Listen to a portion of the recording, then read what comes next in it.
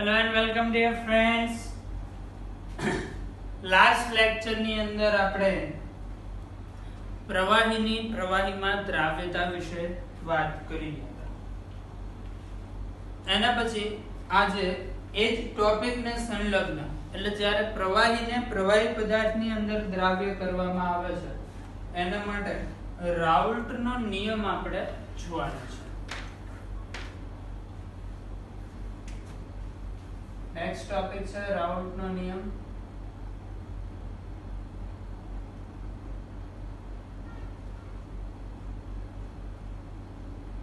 ખૂબ જ મહત્વનો ટોપિક છે.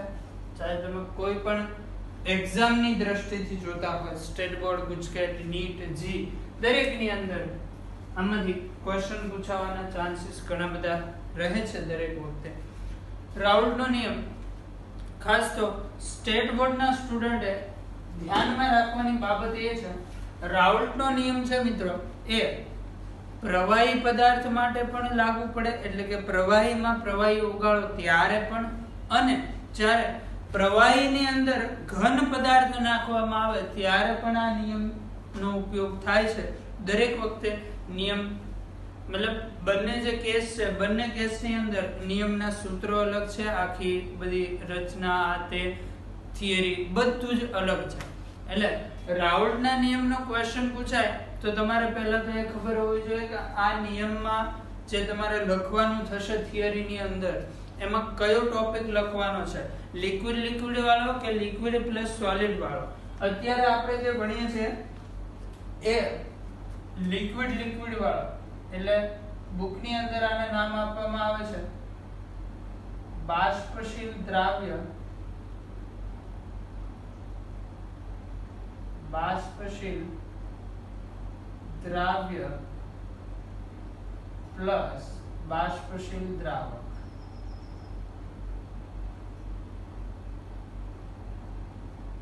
બાષ્પશીલ પદાર્થ એટલે કેવો પદાર્થ એ તમે સમજી શકો છો. બાષ્પશીલ એટલે મિત્રો એવો પદાર્થ કે જેની બાષ્પ બની શકે છે. ઓકે, વાત ક્લિયર થાય છે? બાષ્પશીલ એટલે કેવો પદાર્થ તો કે જેની બાષ્પ બની શકે છે, વેપર બની શકે છે. બીજું આની અંદર આપણે વાત કરવાની આવશે બાષ્પ દબાણની. તો બાષ્પ દબાણ એટલે શું એ 11th સાયન્સ ની અંદર એકવાર આપણે ભણી ચૂકેલા છીએ, છતાં પણ અત્યારે રિવિઝન કરાવી દઈશ થોડું ઘણું. પણ બાષ્પ દબાણ આવી ગયેલું છે આપણે ઇન શોર્ટ. અત્યારે આપણે ભણવા જઈ રહ્યા છીએ બાષ્પશીલ દ્રાવ્ય પ્લસ બાષ્પશીલ દ્રાવક, એટલે કે બંને પદાર્થ બાષ્પશીલ હોય. ઇન શોર્ટ તમારે કેવું હોય તો આ જે સોલ્યુશન દ્રાવણ બનાવવાનું છે બંને પ્રવાહી દ્રાવ્ય અને પ્રવાહી દ્રાવક, આનું દ્રાવણ બનાવવામાં આવે છે. પ્રવાહી દ્રાવક, પ્રવાહી દ્રાવ્ય. જ્યારે પ્રવાહી દ્રાવ્ય અને પ્રવાહી દ્રાવકનું આપણે સોલ્યુશન બનાવીએ છીએ, દ્રાવણ બનાવીએ છીએ, એના માટે બે લિક્વિડ લેવા પડશે. લિક્વિડને સંજ્ઞા તમે AB આપી શકો અથવા તો 1 2 આપી શકો. Let me check in NCERT માં જે પ્રકારની સંજ્ઞા હશે એ પ્રમાણેની સંજ્ઞા 1 2 આપેલું છે, તો આપણે 1 2 લઈને આખી થિયરી સાબિત કરી શકું. સંજ્ઞા માત્ર દ્રાવ્ય અને દ્રાવક દર્શાવવા માટે છે, બાકી એનાથી બીજો કોઈ ફરક પડતો નથી. ઓકે, અહીંયા આપણે પહેલા વાત કરીએ છીએ દ્રાવકની. તમે તો જાણો છો આપણે દ્રાવકને શેના તરીકે દર્શાવે છે તો કે બંધ તરીકે. તો એક પાત્ર છે, બંધ પાત્ર.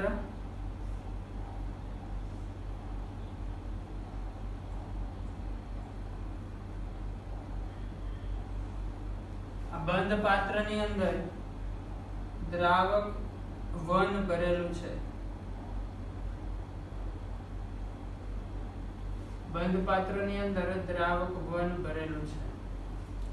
ત્યારથી સમજો મિત્રો, કન્ડિશન્સ બેઝ આખી થિયરી ચાલશે. બીજું આ થિયરીના જે ક્વેશ્ચન આવશે એમાં માત્ર સંજ્ઞાથી તમને ખબર પડી જોઈએ કે શેની વાત કરે છે. બે પ્રકારના આગળ જતા બાષ્પ દબાણ આવશે, એક P1 P1 not, P total P2 P2 not, આટલા પ્રકારના ટોટલ બાષ્પ દબાણ હશે. એમાંથી P1 એટલે શું, P1 નોટ એટલે શું, PT એટલે શું, એ દરેક વસ્તુની માહિતી આપણને હોવી જોઈએ. એટલે ધ્યાનથી એકવાર થિયરી સમજો કઈ વસ્તુ શું કહેવા માંગે છે. તો ચલો પહેલા આપણે વાત કરીએ છીએ દ્રાવક 1 ની.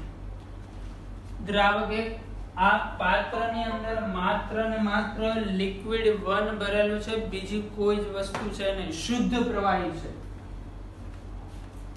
ચલો તો આ પાત્રનું જે બાષ્પ દબાણ જોવા મળે છે, હવે બાષ્પ દબાણ એટલે શું, માની લો કે આ પાત્રનું જે તાપમાન છે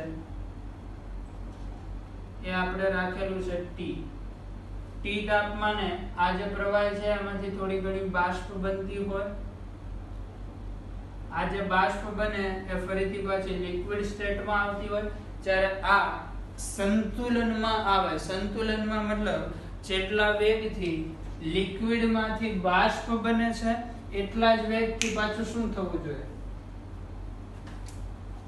બાષ્પમાંથી લિક્વિડ. ફરીથી જેટલી સ્પીડથી લિક્વિડમાંથી બાષ્પ બને છે એટલી જ સ્પીડથી ફરી પાછું બાષ્પનું લિક્વિડમાં કન્વર્ઝન થવું જોઈએ. એટલે બંને ઘટના સિમિલરલી ચાલવી જોઈએ. Liquid to gas, gas to liquid, બંને સરખા પ્રમાણમાં થતી હોય, બંનેની સ્પીડ સરખી હોય. એટલે તમને જોતા એવું લાગે કે લિક્વિડ અને બાષ્પનો જથ્થો અચળ છે, સ્ટેબલ કન્ડિશન લાગે. તો આ ઘટનાને આપણે સંતુલન કહીશું. જ્યારે આ ભાગ સંતુલનની અંદર હોય ત્યારે આ બાષ્પ દ્વારા, આ જે બાષ્પ છે એ બાષ્પ દ્વારા અહીંયા જે દબાણ લગાડવામાં આવે એ દબાણને આપણે કહીએ છીએ બાષ્પ દબાણ. બરાબર. તો આપણે અત્યારે પાત્રની અંદર શુદ્ધ પ્રવાહી 1 ભરેલું છે, એનું બાષ્પ દબાણ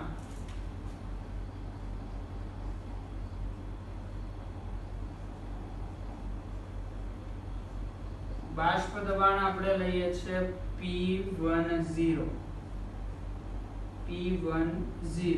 આ 0 શું દર્શાવે છે તો કે શુદ્ધ પ્રવાહી 1 નું બાષ્પ દબાણ. આના ઉપર આપણે આગળ ચર્ચા કરીશું ફરીથી. અત્યારે ધ્યાનમાં રાખવાની બાબત એ P10 શું દર્શાવે છે, શુદ્ધ પ્રવાહી 1 નું બાષ્પ દબાણ. ચલો વાત ક્લિયર થાય છે. હવે બીજો પદાર્થ લેવાનો છે આપણે દ્રાવ્ય પદાર્થ. સેકન્ડ જે પદાર્થ લઈશું એ છે આપણી પાસે દ્રાવ્ય પદાર્થ. દ્રાવ્ય પદાર્થની સંજ્ઞા આપશું મિત્રો આપણે 2. ચલો આ જ રીતે એક બંધ પાત્રની અંદર આવું જ બંધ પાત્ર, સેમ કદ સમાન, પાત્ર પણ સમાન એવું એક બંધ પાત્ર લઈએ છીએ આપણે.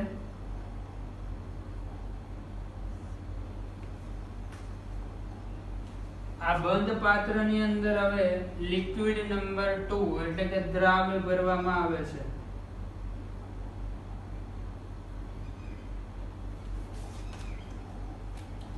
આની અંદર ભરેલું છે લિક્વિડ નંબર 2.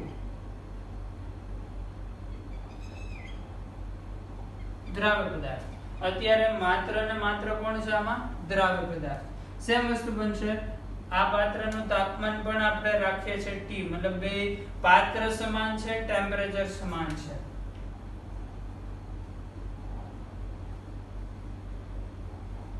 તાપમાન અહીંયા પણ છે T. બે જુદા જુદા લિક્વિડ છે.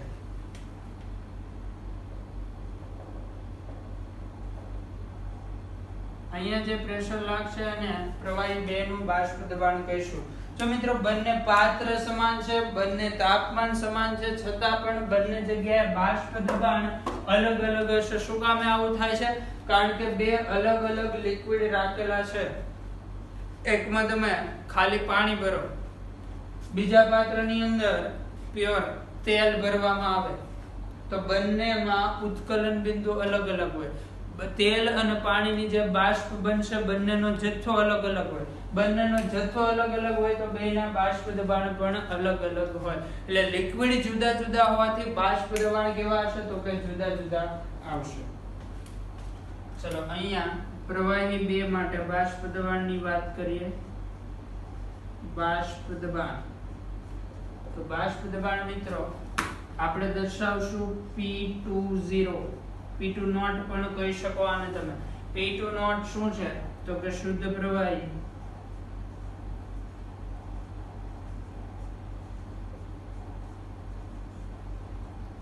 બેનું બાષ્પ દબાણ.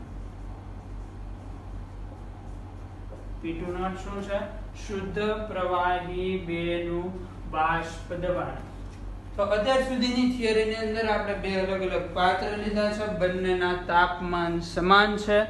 બંનેમાં બે જુદા જુદા લિક્વિડ ભરેલા છે. એકમાં લિક્વિડ નંબર 1 છે, બીજામાં લિક્વિડ નંબર 2 છે. પહેલાનું બાષ્પ દબાણ છે P10, બીજાનું બાષ્પ દબાણ છે P20. હવે આપણે બનાવવાનું છે દ્રાવણ. દ્રાવણની અંદર લિક્વિડ 1 અને લિક્વિડ 2 ને આપણે મિક્સ કરીશું. ચલો હવે નેક્સ્ટ બનાવવાનું છે આપણે દ્રાવણ. દ્રાવણની અંદર લિક્વિડ 1 લિક્વિડ 2 બંનેને મિક્સ કરીશું.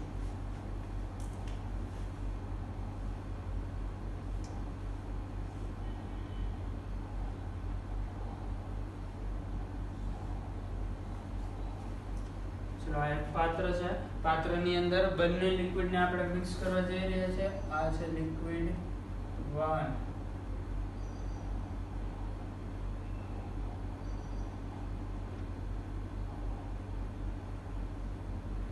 હવે આમાં થોડું ઘણું લિક્વિડ 2 નાખી દઈએ. ચલો લિક્વિડ 1 લીધું એટલો જ જથ્થો આપણે લિક્વિડ 2 નો લઈએ છીએ. ચલો તો આ દ્રાવણ બનાવ્યું. આની અંદર દ્રાવ્ય પ્લસ દ્રાવક એટલે કે 1 પ્લસ 2 બે પદાર્થ, બે પ્રવાહી પદાર્થ રહેલા છે. 1 અને 2 નું મિશ્રણ છે. તો મિત્રો અહીંયા જે બાષ્પ બનવાની હશે એ બાષ્પ પણ પદાર્થ 1 અને પદાર્થ 2 બંનેની બનશે. તો અહીંયા જે પ્રેશર લાગતું હશે આ પ્રેશર 1 અને 2 બંનેની બાષ્પ દ્વારા લાગતું હશે. વાત ક્લિયર થાય છે? અહીંયા જે પ્રેશર લાગતું હશે એ બંનેની બાષ્પ દ્વારા લાગતું હશે. હવે અહીંયા લાગતું કુલ દબાણ P ટોટલ. P ટોટલ એટલે દ્રાવણની સપાટી પર લાગતું કુલ બાષ્પ દબાણ. પછી લખીએ P ટોટલ કેટલું હશે તો પદાર્થ 1 એટલે પ્રવાહી 1, પ્રવાહી 1 ની જે બાષ્પ બની એના દ્વારા લાગતું બાષ્પ દબાણ એને આપણે કહી દઈએ P1. પ્રવાહી 2 ની જે બાષ્પ બની એના દ્વારા લાગતું બાષ્પ દબાણ એને કહી દઈએ P2. એટલે 1 અને 2 બેયમાંથી બાષ્પ બને છે. એકની બાષ્પ દ્વારા લાગતું બાષ્પ દબાણ છે P1, બીજાની બાષ્પ દ્વારા લાગતું બાષ્પ દબાણ છે P2. આ બંનેનો સરવાળો એટલે P ટોટલ, કુલ બાષ્પ દબાણ સપાટી ઉપર લાગતું. બરાબર. હવે આની અંદર P ટોટલ શું છે મિત્રો? તો P ટોટલ PT એટલે મિશ્રણનું અથવા તો આપણે લખીએ દ્રાવણનું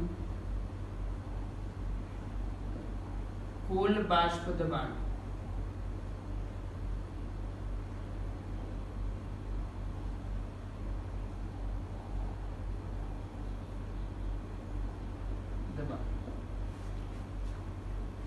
હવે P1 શું છે?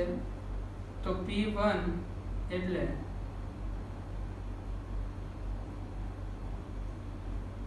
દ્રાવણમાં, તો P1 શું હતું તો કે દ્રાવણમાં 1 અને 2 બે લિક્વિડ મિક્સ કરેલા છે. એમાંથી લિક્વિડ 1 ની જે વેપર બની, લિક્વિડ 1 ની જે બાષ્પ બની એના દ્વારા લાગતું દબાણ એટલે P1. તો દ્રાવણમાં પ્રવાહી 1 નું બાષ્પ દબાણ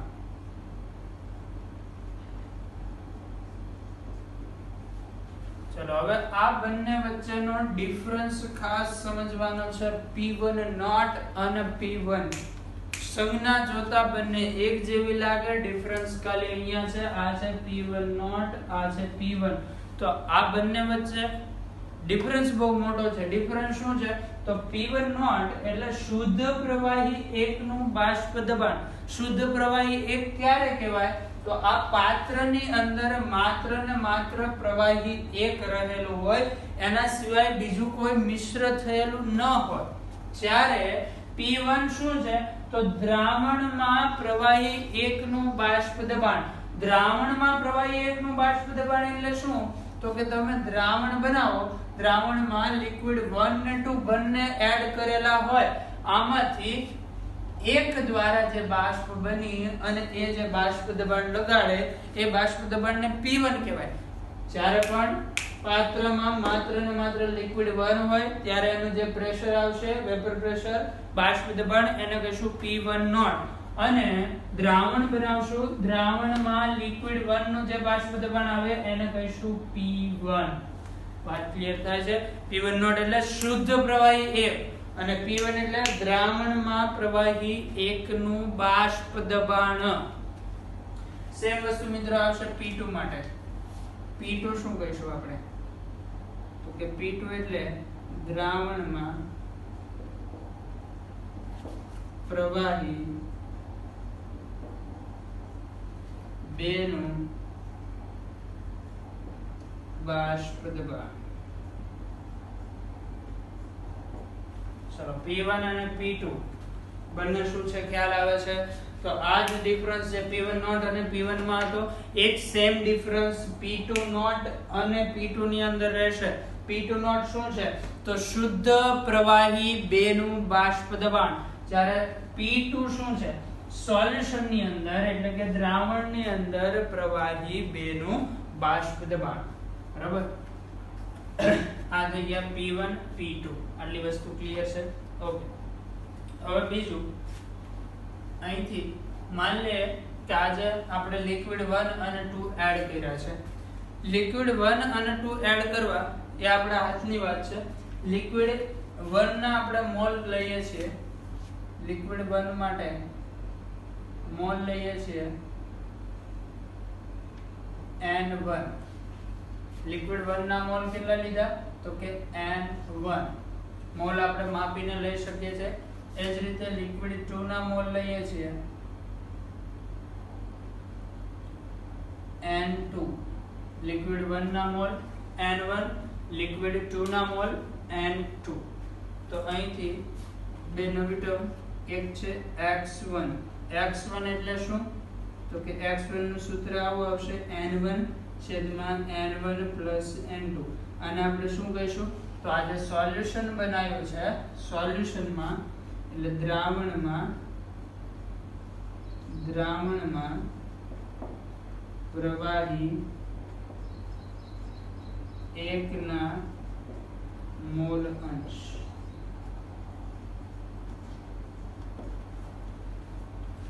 X1 શું છે મિત્રો? દ્રાવણમાં પ્રવાહી એકના મોલ અંશ. બીજું X2. X2 શું છે? X2 નું સૂત્ર આપી દઈએ આપણે N2 છેદમાં N1 પ્લસ N2. તો X2 શું થશે? X2 થશે દ્રાવણમાં પ્રવાહી બે ના મોલ અંશ. X1 શું છે? દ્રાવણમાં પ્રવાહી 1 ના મોલ અંશ. અને X2 શું છે? દ્રાવણમાં પ્રવાહી 2 ના મોલ અંશ. અહીંયા મિત્રો બે પ્રકારના મોલ અંશ આવશે. એક છે X1 X2, બીજું આપણે લઈશું Y1 Y2. હવે આ Y1 Y2 શું છે? X1 ને X2 તો તમે સમજી શકો છો કે આપણે જે આ પાત્ર લીધું, પાત્રની અંદર લિક્વિડ 1 એડ કર્યું, ત્યાર પછી લિક્વિડ 2 એડ કર્યું. લિક્વિડ 1 ના મોલ લીધા N1, લિક્વિડ 2 ના મોલ લીધા N2. તો અહીંથી આપણે મોલ અંશની ગણતરી કરી શકીએ. તો X1 આ લિક્વિડ ફોર્મમાં 1 ના મોલ અંશ અને X2 એટલે લિક્વિડ ફોર્મમાં 2 ના મોલ અંશ. હવે શું થાય કે આ તમે લિક્વિડ આમાં એડ કરો છો, લિક્વિડ એડ કરીને થોડાક સમય સુધી મૂકી રાખો એટલે શું થાય, લિક્વિડમાંથી બાષ્પ બનવાની ચાલુ થાય. તો બાષ્પ એટલે વાયુ અવસ્થા, અને વાયુ પણ દ્રવ્યની એક અવસ્થા છે. દ્રવ્યની 3 અવસ્થા, ઘન, પ્રવાહી, વાયુ. બરાબર. દ્રવ્ય, તમે દ્રવ્ય સંચયનો નિયમ ભણી ગયા છો, દ્રવ્યનું સર્જન કે વિનાશ થતું નથી. એટલે આ જે લિક્વિડ છે એ અહીંથી ઓછું થશે, પણ ઓછું થઈને કઈ ગાયબ નહીં થઈ જાય, ઓછું થઈને ઉપર ગેસના ફોર્મમાં રહેશે. તો ગેસના ફોર્મમાં પણ દ્રવ્ય તો રહ્યું ને, તો ગેસના ફોર્મમાં દ્રવ્ય હોય તો આપણે એના પણ મોલ અંશ ગણી શકીએ. એટલે અહીંયા જે ગેસ બનેલો છે એના મોલ અંશની વાત કરીએ તો એને આપણે દર્શાવશું y1 અને y2 થી. y1 એટલે શું, તો y1 એટલે બાષ્પ અવસ્થામાં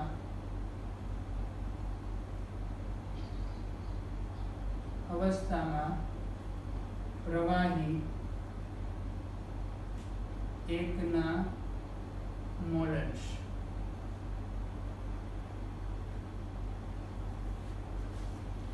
y1 શું છે, તો કે આ જે વેપર બની ને એ વેપર માં પ્રવાહી 1 ના મોલ અંશ. એ જ રીતે y2 શું છે, તો y2 એટલે બાષ્પ અવસ્થામાં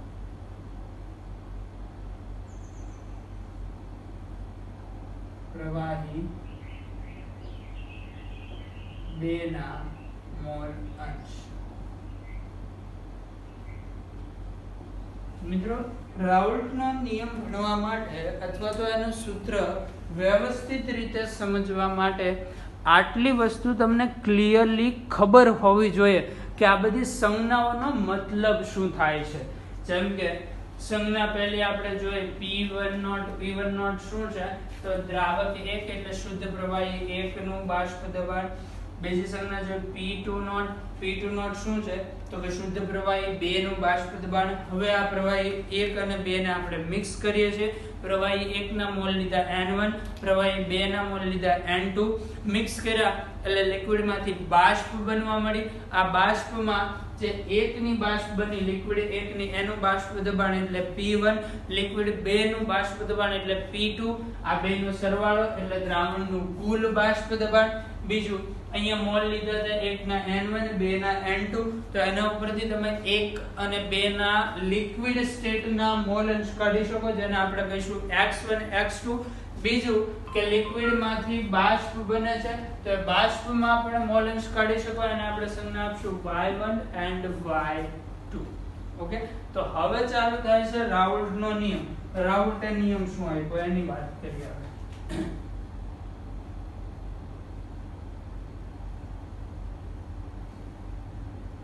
રાઉલ્ટનો નિયમ.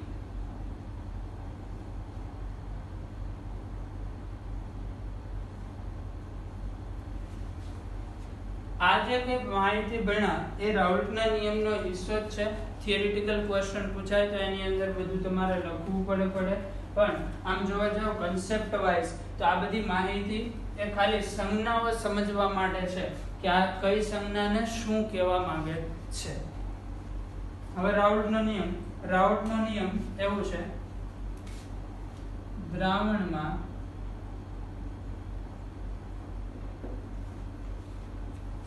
પ્રવાહીનું બાષ્પ દબાણ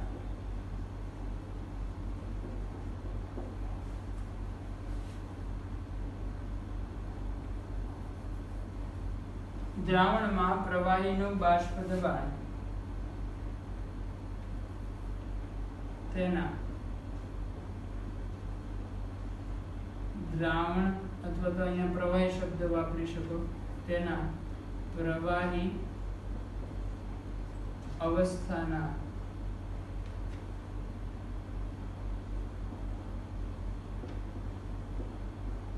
મોલ અંશના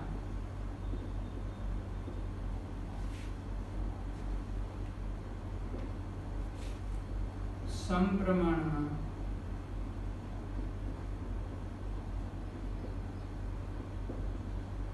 હોય છે. રાઉલ્ટનો નિયમ શું આપ્યો કે અહીંયા તમે જ્યારે લિક્વિડ 1 અને 2 ને મિક્સ કરો છો ત્યારે 1 અને 2 ની બાષ્પ બનશે, એમાં 1 દ્વારા જે લાગતું દબાણ એ P1 છે. P1 એ લિક્વિડ 1 ના મોલ છે, એટલે x1 ના સમપ્રમાણમાં હોય. ફરીથી વાંચો જો, દ્રાવણમાં પ્રવાહીનું બાષ્પ દબાણ તેના પ્રવાહી અવસ્થાના મોલ અંશના સમપ્રમાણમાં હોય છે. એટલે રાઉન્ડ ડાઉન કીધું, બાષ્પ દબાણ P ચલે છે મોલ અંશ x. આ વસ્તુ જો તમારે લિક્વિડ 1 માટે લખ્યું હોય તો લિક્વિડ 1 માટે તમે લખી શકો P1 ચલે છે x1 એન્ડ લિક્વિડ 2 માટે લખ્યું હોય તો P2 ચલે છે x2. આવું લખાય. P1 ચલે છે x1, P2 ચલે છે x2. અહીંયા ચલનની નિશાની દૂર કરવી તો અચળાંક મૂકવો પડે. અચળાંક મૂકશું P1 બરાબર P1 નોટ into x1. એ જ વસ્તુ અહીંયા P2 બરાબર P2 naught into x2.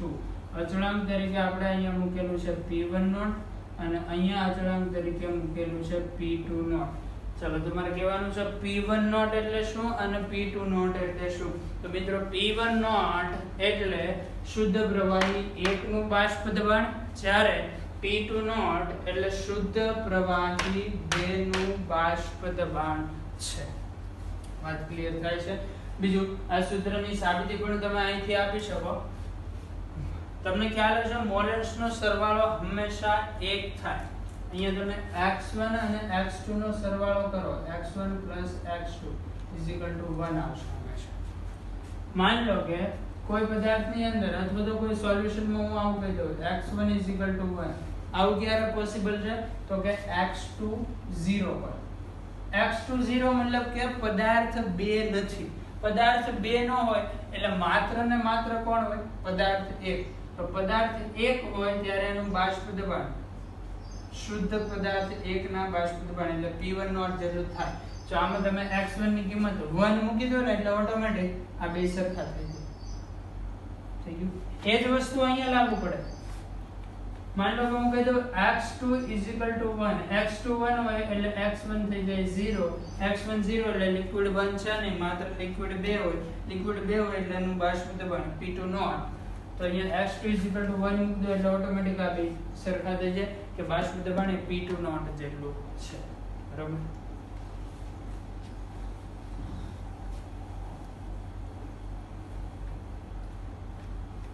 Okay, તો અહીંથી આપણને માહિતી મળી ગઈ P1 બરાબર P1 naught into x1, P2 P2 naught into x2. ચલો આ જ સૂત્રને આપણે P ટોટલ માં લખશું. P ટોટલ નું સૂત્ર શું હતું મિત્રો આપણી પાસે? P total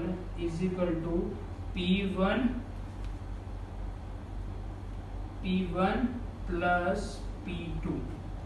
આ સૂત્રની અંદર P1 અને P2 ની કિંમત મૂકીએ તો P total બરાબર P1 ની કિંમત શું આવશે? P1 નોટ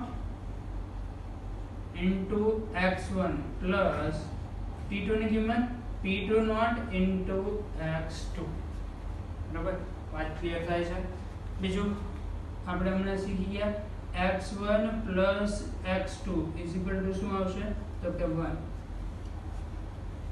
આ સૂત્ર ઉપરથી x1 અથવા તો x2 કોઈ પણ એકની કિંમત બનાવવાની. સપોઝ કે આપણે x1 ની કિંમત મેળવવી હોય, x2 બરાબરની સામેની બાજુ જાય, આ સાઈડ પ્લસ છે, સામેની બાજુ માઈનસ થઈ જાય, એટલે x1 ની જગ્યાએ તમે શું લખી શકો? 1 minus x2. આ જ રીતે જો x2 બરાબર લખવું હોય તો x2 બરાબર આવશે 1 minus x1. એટલે x1 અથવા x2 બેમાંથી એકની કિંમત અહીંયા મૂકવાની. मान लो कि આપણે x1 ની કિંમત મૂકીએ. સૂત્ર શું છે આપણી પાસે? P total બરાબર સૂત્ર છે P1 naught into x1 plus P2 naught into x2. આમાં x1 ની કિંમત મૂકતા x1 ની કિંમત મૂકી દો, સૂત્ર શું બની જાય? P total બરાબર P1 નોટ x1 ની કિંમત શું મૂકશું 1 - x2 એટલે આ કિંમત મૂકી દે 1 - x2 પ્લસ શું આવશે p2 નોટ into x2 બરાબર હવે આ p1 નોટ ને કૌંસની અંદર ગુણી દો તો સૂત્ર શું થાય pt બરાબર p1 નોટ ગુણ્યા 1 એટલે p1 naught minus p1 naught into x2 p1 naught into x2 plus p2 naught into x2 આ માઈનસ વાળાને પાછળ લખો પ્લસ વાળાને આગળ લખી દો એટલે સૂત્ર બની જશે p ટોટલ બરાબર p1 naught plus p2 naught x2 minus p1 naught x2 ચલો આ બંને સ્ટેપમાંથી કોમન શું નીકળે તો કે x2 કોમન કાઢી લો એટલે તમારી પાસે સૂત્ર આવશે દ્રાવણના કુલ દબાણ માટેનું સૂત્ર શું થશે તો કે p1 નોટ પ્લસ આમાંથી કોમન નીકળશે x2 કોમન કાઢી લો અંદર વધશે p2 naught minus p1 not તો આ સૂત્ર આપણે યાદ રાખીશું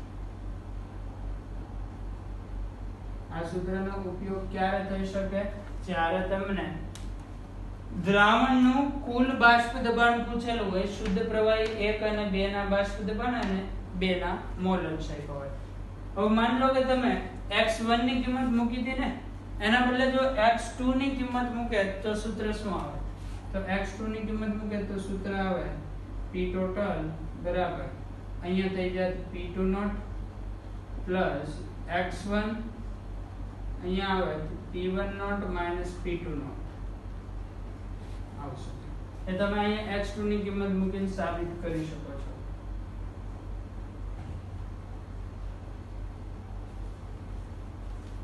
આ બે માંથી કોઈ પણ એક સૂત્ર યાદ રાખશો તોય ચાલશે બીજું ઓટોમેટિક તમે બનાવી શકશો પણ આ સૂત્ર યાદ રાખવું ફરજિયાત છે જ્યારે પણ નેક્સ્ટ લેક્ચર જોવો એ પહેલા આ સૂત્ર કમ્પલસરી તરીકે તૈયાર કરી નાખવાનું છે કે p ટોટલ બરાબર p1 naught plus x2 into p2 naught minus p1 naught ફરીથી સૂત્ર શું છે p ટોટલ બરાબર p1 naught plus x2 into p2 naught minus p1 naught સૂત્ર કઈ રીતે આવ્યું તો રાઉટનો નિયમ આંશિક દબાણ ચલે છે મોલ અંશ તો p1 ચલે છે x1 p2 ચલે છે x2 બરાબર ની નિશાની મૂકવા અચળાંક મૂકો p1 નોટ એટલે સૂત્ર થઈ ગયું p1 બરાબર p1 નોટ x1 p2 બરાબર p2 naught x2 p total નું આ સૂત્ર એમાં p1 p2 ની કિંમત મૂકી ત્યાર પછી x1 ની કિંમત મૂકી સાદુરૂપ આપતા સૂત્ર આવ્યું p ટોટલ બરાબર p1 naught x2 p2 naught minus p1 not ચલો આ સૂત્ર તરીકે યાદ રાખવાનું છે બીજો એક ગ્રાફ આની અંદર આપેલો છે એ પણ ખાસ યાદ રાખવાનો છે ગ્રાફ સમજાવું છું ગ્રાફ કઈ રીતે આવે છે અહીંયા x અક્ષ ઉપર આપણે લઈએ છીએ મોલ અંશ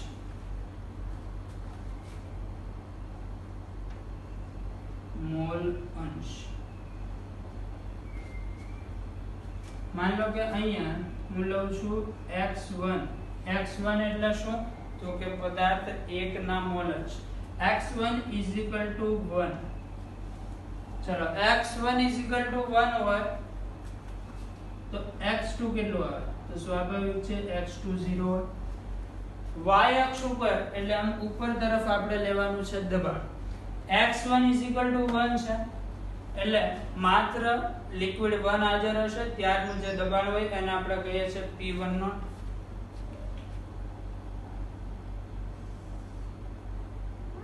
ચલો આ પોઈન્ટ નું જે દબાણ છે માની લો કે હું કહી દઉં છું આટલું p1 નોટ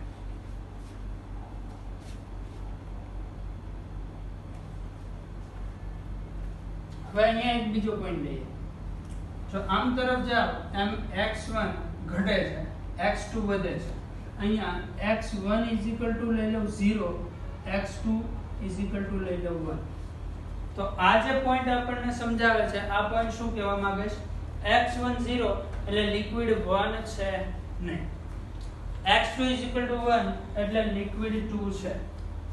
લિક્વિડ 2 જ હોય માત્ર ત્યારનું જે વેપર પ્રેશર હોય એને આપણે શું કહે છે? શુદ્ધ પદાર્થ 2 નું બાષ્પ દબાણ એટલે કહીશું P2 નોટ.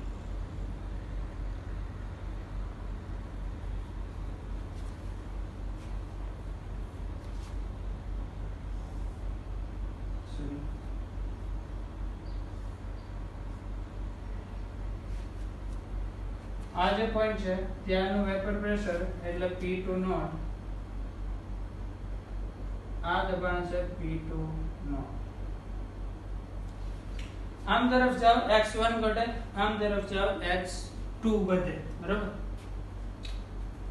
માન લો કે હું ખાલી x1 ને ધ્યાનમાં લઉં, આમ તરફ જાવ એટલે x1 માં શું થાય છે? ઘટાડો. x1 ઘટે તો આ પ્રેશર પણ શું થાય? ઘટતું જાય. એટલે આ જે મેં લાઈન દોરી છે એ ખાલી કોના માટે છે? તો કે લિક્વિડ 1 માટે છે. લિક્વિડ 1 નું જે પ્રેશર હોય એને આપણે P1 કહીએ છીએ. P1 બરાબર ફોર્મ્યુલા છે P1 નોટ x1. જો તમે આ તરફ આવતા જાવ એટલે x1 આ પોઈન્ટે 1 થઈ જાય, x1 1 થઈ જાય એટલે P1 બરાબર P1 નોટ. તો આ થઈ ગયું પ્રેશર P1 નોટ. પ્રેશર કઈ તરફ લેવાનું છે? y અક્ષમાં. ધ્યાનથી સમજો ગ્રાફને. હવે x અક્ષ ઉપર આમ વધતા જાવ, x અક્ષ ઉપર આમ વધો એટલે x1 ઘટે. આ પોઈન્ટે x1 કેટલું થઈ જાય? 0. x1 0 હોય તો P1 થઈ ગયું 0. y અક્ષ પણ 0 તરફ આવી ગઈ. ચલો સેમ વસ્તુ P2 માટે. તો અહીંયાથી આલેખ બનાવું છું P2 માટે. આ જે લાઈન દોરી મેં આ છે P2 માટે. P2 બરાબર ફોર્મ્યુલા શું આવશે? P2 naught x2. આ પોઈન્ટે x2 કેટલું છે? 0. તો P2 0 થઈ ગયું. તો P2 0. આ પોઈન્ટે x2 1. x2 1 હોય તો આ સૂત્ર મુજબ P2 P2 નોટ. જો પ્રેશર થઈ ગયું P2 નોટ. બરાબર? અને આ બંનેની લાઈનને, આ બંને પોઈન્ટને તમે જોડી દો તો આ જે લાઈન મળી એ આપણને મળશે દ્રાવણનું કુલ બાષ્પ દબાણ એટલે કે P1 P2 ની લાઈન. તો કોઈ પણ સમયે માન લો કે આ પોઈન્ટ લઉં, આ પોઈન્ટે P1 એટલે લિક્વિડ 1 નું પ્રેશર આટલું થાય અને P2 એટલે લિક્વિડ 2 નું પ્રેશર આટલું થાય અને આ બેયનો સરવાળો એટલે સોલ્યુશન નું કુલ પ્રેશર આટલું આવશે. બરાબર? આ રીતે આ ગ્રાફમાંથી જોવાનું છે. બીજું આ ફોર્મ્યુલા ઉપરથી તમે કહી શકો, માન લો કે P ટોટલ x2 યા તો x1 બેમાંથી એક જ આવે છે. બંને એક સાથે એકે ફોર્મ્યુલામાં આવતા નથી. એટલે ટોટલ પ્રેશર છે એ માત્ર કાં તો લિક્વિડ 1 કાં તો લિક્વિડ 2 બેમાંથી કોઈ પણ એકના મોલ અંશ ઉપર જ આધાર રાખે છે. એક વસ્તુ ધ્યાનમાં રાખવાની છે, P ટોટલ લિક્વિડ 1 કે લિક્વિડ 2 કોઈ પણ એકના મોલ અંશ પર જ આધાર રાખે છે.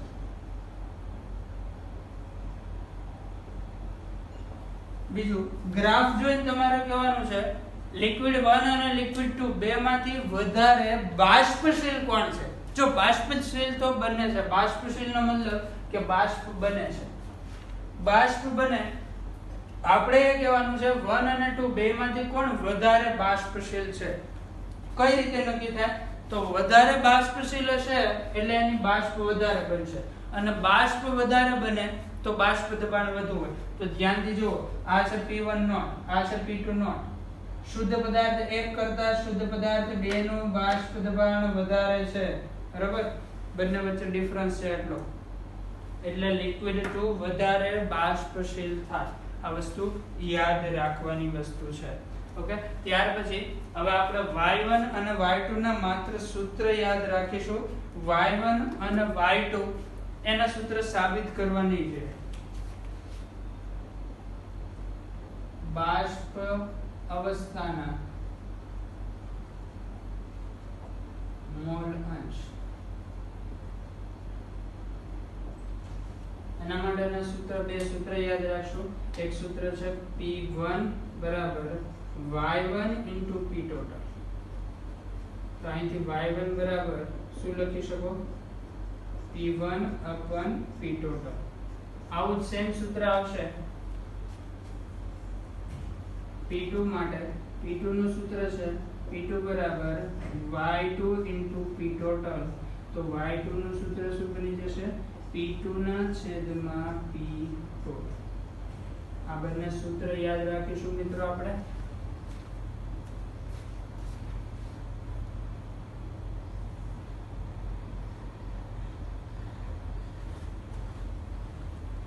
આ બંને સૂત્ર શાના માટે છે? બાષ્પ અવસ્થાના મોલ અંશ માટે. ઓકે, તો આ રાઉટનો નિયમ થઈ ગયો. બાષ્પશીલ દ્રાવ્ય એટલે લિક્વિડ પ્લસ લિક્વિડ માટે. આ સૂત્રની અંદર P ટોટલ તો કે દ્રાવણનું કુલ બાષ્પ દબાણ એટલે આ બેને સરવાળો. P1 નોટ એટલે શુદ્ધ પદાર્થ 1 નું બાષ્પ દબાણ, P2 નોટ શુદ્ધ પદાર્થ 2 નું બાષ્પ દબાણ, x2 એટલે પ્રવાહી 2 ના મોલ અંશ. આ દરેક વસ્તુ લખેલી છે. આ સૂત્ર પાકા કરી નાખવાના છે. દરેકને મોઢે જ આવડવા જોઈએ કે P ટોટલ બરાબર P1 naught plus x2 into P2 naught minus P1 naught. સૂત્ર કમ્પલસરી પાકા કરવાના રહેશે. કાલે આના ક્વેશ્ચન વિશે જોશું. આજના લેક્ચરમાં આપણે અહીંયા સુધી રાખીએ છીએ.